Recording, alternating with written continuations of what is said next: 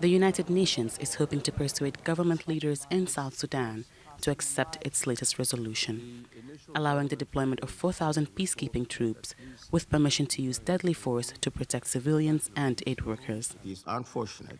But South Sudanese leaders aren't receptive to the resolution. They say the fighting, which broke out in July, is over.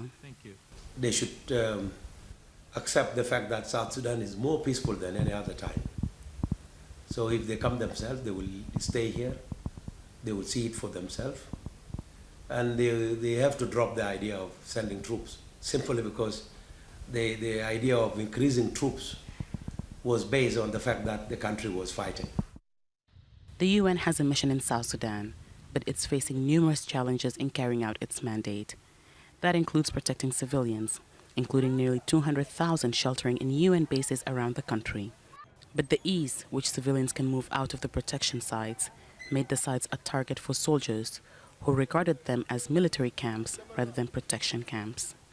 The perimeters of the camp doesn't serve much of a barrier. It's easy to go from being inside the camp to outside and inside back again in a matter of seconds. Reports stated that displaced people in the camp stepped out to take part in the recent conflict before dropping their arms and returning to the base.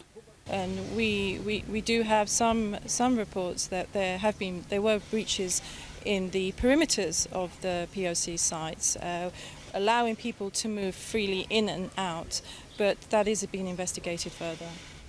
The UN troops here already have the right to invoke Chapter 7 of the UN Charter, giving them the right to use deadly force when UN or civilians are under attack. But that right is rarely used, if ever. Analysts say it comes down to the will of the troops to risk their lives for a country not their own. Some of them don't want to die in the name of South Sudan. They want to get their money and go back to their countries when their term is over. The other, they had all the mandate to use all necessary means if the POCs attack, but As the UN pushes for more troops, it also has to work out how its existing mandate here can be more effective in light of ever-growing challenges. Hiba, Al Jazeera, Juba, South Sudan.